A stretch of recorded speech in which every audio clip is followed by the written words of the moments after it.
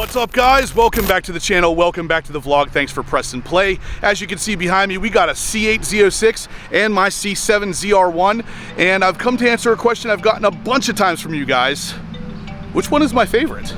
Let's take a look. Let's go through the pros and cons, and let's discuss which one's my favorite and why. All right, guys, so like I said, we have my C8 Corvette Z06 right here, right beside it. Finally, the C7 Corvette ZR1. I've gotten a bunch of questions about it from you guys as to whether or not I kept the car. It is still here. It hasn't been around much because it's been in storage here at Blackout Tinting down in Gibsonia, Pennsylvania. But we are here today to, number one, drive it. I want to make sure the dust gets blown out, so to speak, and also to make this video, because I've gotten the question from you guys 100 times now, and that is, which one of these two is my favorite? And that's a really difficult question to answer. So we're going to kind of go over both of these cars in the pros and cons category, and then at the end I'm going to tell you which one's my favorite, because it is an incredibly difficult decision to make. These cars are both very, very good. Anyway, let's start into the list. We're going to start with the pros of the C8 Z06. So, pro number one of the C8 Corvette Z06 is going to be the interior. The interior is, in my opinion, just a step up from the C7 Corvette with better use of carbon fiber, leather, and aluminum. So pretty much everything in this interior is somewhat of a premium material.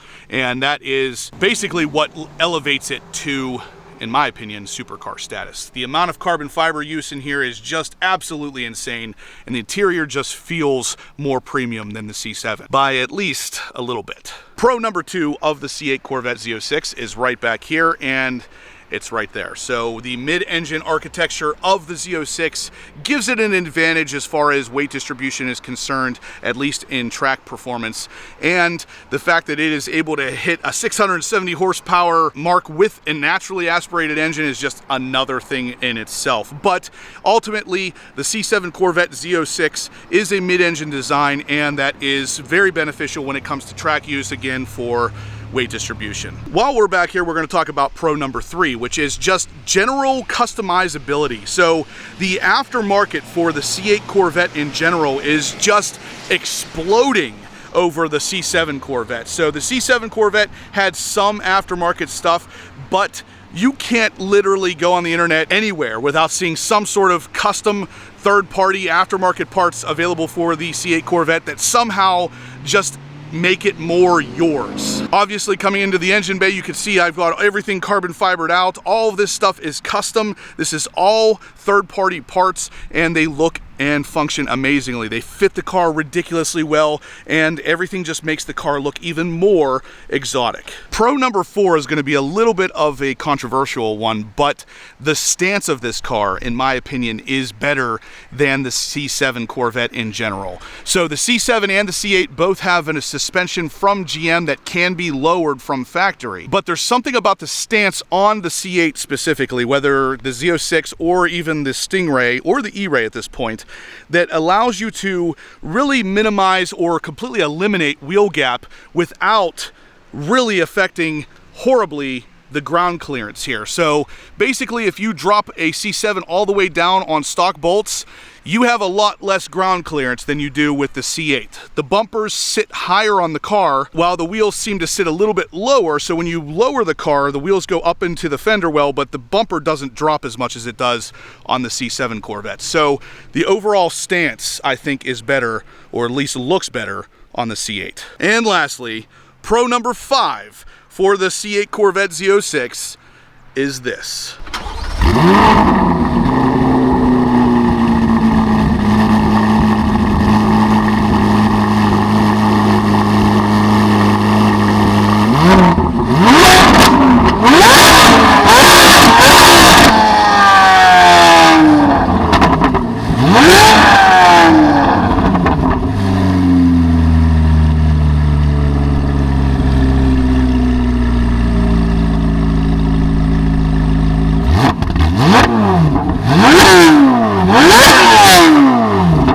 Yeah, so the exhaust of this car just screams, and it sounds like a Ferrari on steroids, and that again lends to its exotic appearance, its exotic sound, its exotic performance.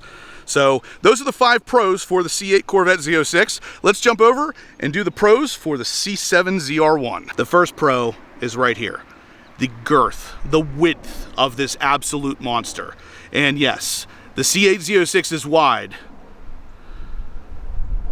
but it ain't ZR1 wide. Look at that beast. Absolutely perfect. So just like pro number 2 for the C8 Corvette Z06 was the engine, the pro number 2 for the C7 ZR1 is also going to be the engine. The LT5 in this car pumping out 755 horsepower is an absolute monster. And the way that that engine works with this car, even though it is a front engine drive car, this thing is a ridiculous performer. If you guys haven't seen it, and most haven't, but Jim Marrow said that this car on the Nürburgring, given the correct weather and all that stuff, could easily be an under 7-minute car. Now, the segmented time for this was already 6 minutes and 57 seconds, so this thing is already a beast, but segmented times are not actual times. Jim Marrow, the person who drove this car to get those segmented times, stated he could easily hit an under 7-minute time on the Nürburgring if given the right situations. Because when he was there, it was raining, it was cold, blah, blah, blah. We basically wanted nice weather, no rain, warm tires. He could hit under 7 minutes. Insane. Pro number 3 on the ZR1 is just the use of carbon fiber. So even the supercharger cover is one solid piece of carbon fiber. The hood itself is solid carbon fiber, but painted on the top of it. So super light. It is actually so light that it's almost difficult to fully close because the shocks that hold it up kind of fight you because of how little this hood actually weighs. On top of that, we have the carbon fiber roof, the carbon fiber side skirts, the carbon fiber heat vents on the fenders, the gigantic carbon fiber splitter up here with the ZTK package, which gives you also access to the carbon fiber canards. And then, of course, the most ridiculous part is the ZTK wing, the gigantic piece of carbon fiber that is the ZTK wing. Look at this thing, just an absolute perfectly laid out carbon fiber wing, and it does its business. Over 900 pounds, almost 1,000 pounds of downforce at speed with this wing setup and that front splitter setup. Pro number 4, and possibly the biggest pro of this entire list for either car, is the fact that the C7 Corvette ZR1 was in fact available in a manual, and this one is said manual transmission. So if we take a look on the inside here, that, my friends, is a 7-speed manual. Yes, that is not an option on the C8 Corvette Z06 at all, and it is an option here on the C7s, but luckily for me, I did get one, and because of that, this car is an absolute beast, and it is so fun to drive. If you're looking for the car that's more fun to drive, it would be this one just because of that. Pro number 5 for the C7 ZR1 is this view, the side angle view.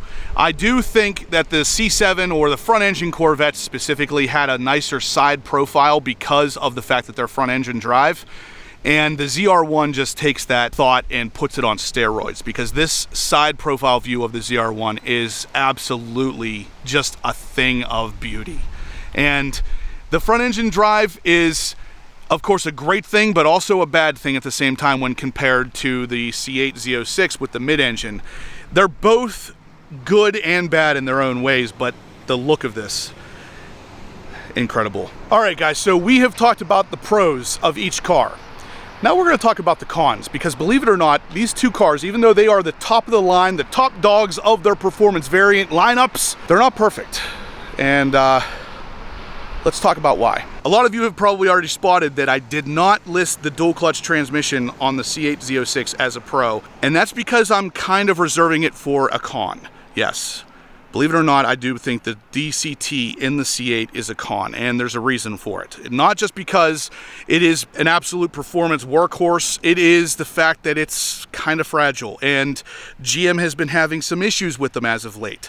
I've seen a couple different people reporting problems with check engine lights and stuff like that based on the dual clutch transmission in this car. Now, the ones who don't have that problem, like myself, are having an absolute blast with this car, slamming gears, doing nothing but just driving it hard. But in the back of my head, it always exists. Maybe these dual clutch transmissions aren't super strong. So I'm listing that as a con. Con number 2 for the C8 Corvette Z06. is going to be the computer system. So the computer of this car really does a great job of keeping you on the road and out of trouble. The problem with that, in my opinion, is it does too good of a job. Because when you do want to get yourself into a little bit of trouble, or you do want to have a little bit of fun, the computer of this car really doesn't let you do it. So if you want to go and just smoke the tires off of it, the car's going to stop you from doing that. If you want to go and do a donut, you can do it if you go through the 13 button configurations to get it done, but then afterwards, you're most likely going to get a check engine light that will be persistent for 24 hours and then go off on its own. Go ahead and ask me how I know. Been there, done that. Con number 3 comes into play for the passenger on the C8 Corvette Z06 or C8 Corvette in general, and that is because you are really cut off from the driver's side because of that wall of buttons. It doesn't really give you great access to anything. Plus the screen, the infotainment system screen, is focused more so to the driver. So you're kind of sitting here with not much to do.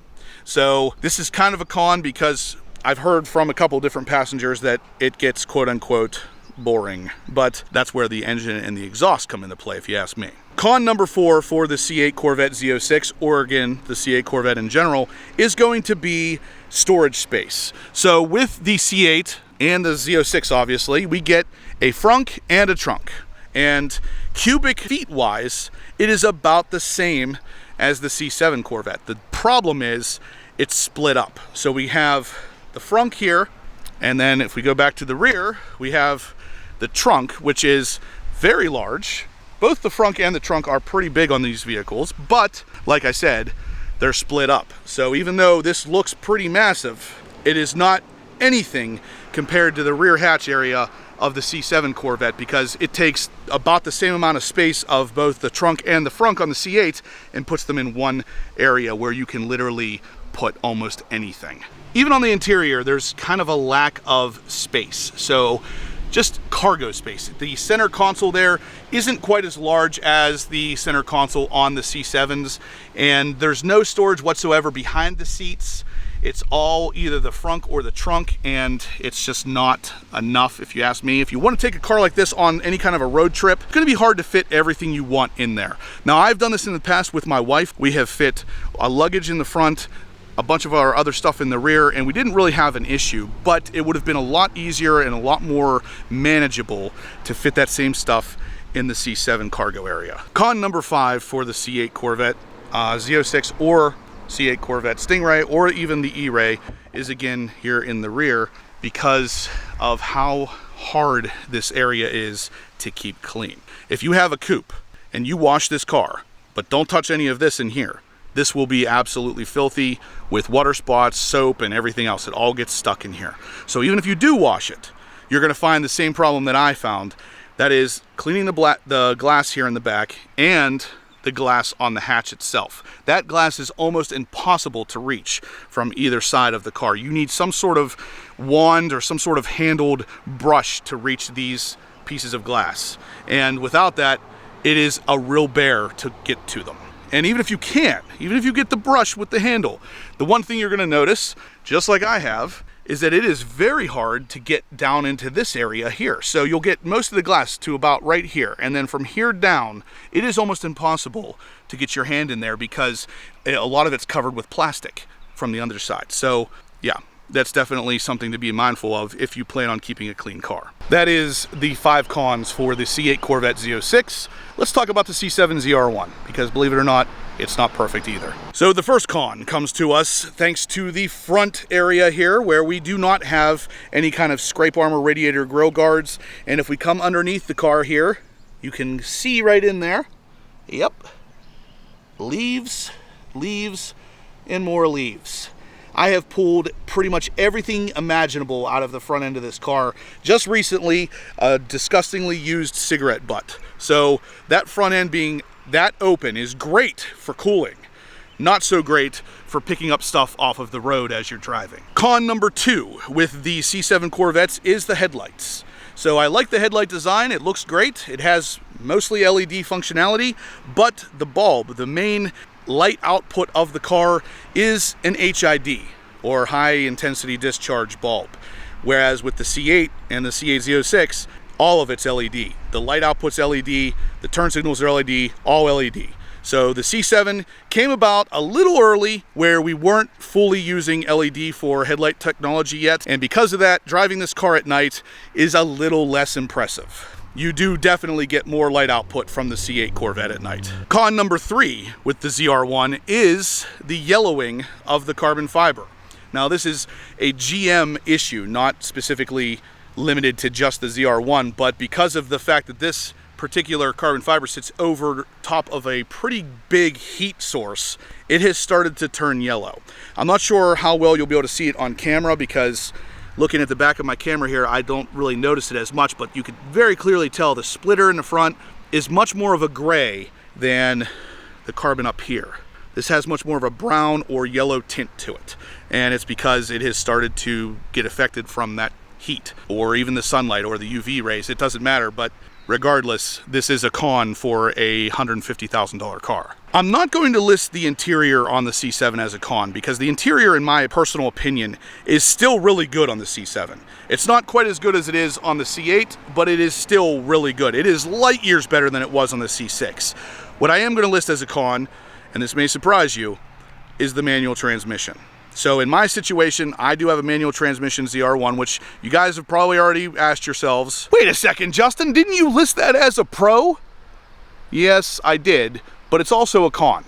Let me explain. So the biggest reason that this is a con is because even though it is just an absolute blast to drive and it's really, really fun to row your own gears, it is never going to shift as fast as that car can.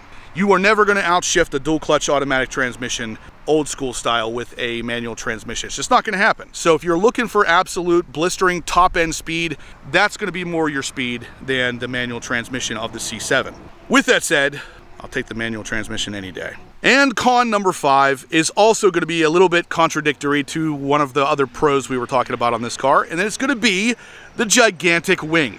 This wing is so awesome, but it is also extremely large, and it makes getting into the rear hatch extremely difficult. You got to basically open it from the side here, because if you were to stick your finger right there, you might lose it. So you got to open it from the side, which means you also got to come to the side to put anything in it.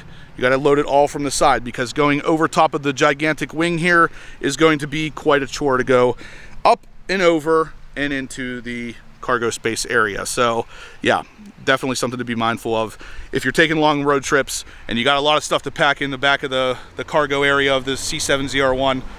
This wing is going to be your enemy. So there you have it, guys. The pros and cons exist for both of these cars, even though these are both top tier performance variants for the respective category of Corvette, or respective year or generation of Corvette. Now, with that said, I've gotten the question a bunch, which one of these is my favorite? And I hate to break it to you guys, but that's not an easy answered question, because they both do things very, very differently. I love the C8 Corvette Z06 for ABC reasons, but I also love the ZR1 for XYZ reasons. With that said, the best way to handle this, and possibly the most bougie way, is to own both, because they are both totally different cars, but both extremely fun to drive in their own right, especially if you're a manual transmission guy like myself. You can only get that with the C7 ZR1, and if you have that big front engine manual transmission car, it is going to be an absolute blast. But so is the C8 Z06 with the dual clutch transmission, like I was saying. With the engine sound of this thing, it's just, they are both really, really fun to drive in different ways. The difference between the C7 and the C8 is just night and day. They are totally different vehicles, but at the same time, both very Corvette in their own way. So, at the end of the day, which one of these two is my favorite? I like them both equally. Believe it or not, I do not choose either one of these as my favorite. If I had to sell one tomorrow and only keep one, which one would it be? I would sell this C8 Z06, because you can't get any more C7 ZR1s. That's the only reason why. If they were both unobtainable, I wouldn't be able to sell either one of them. Yeah, they're both that good. Anyway, guys, that is going to do it for today's video. Hopefully this helped you kind of gain some knowledge on to why I'm such a fan of the C7 ZR1 and the C8 Z06. They're both really, really good cars, but yeah, when it comes right down to it, I honestly can't tell you one's better than the other. So anyway, guys, if you liked it, smash the thumbs up button. If you haven't subscribed yet, please do. I'm gonna have loads of content like this coming you are not gonna wanna miss. And as always, guys, stay obsessed.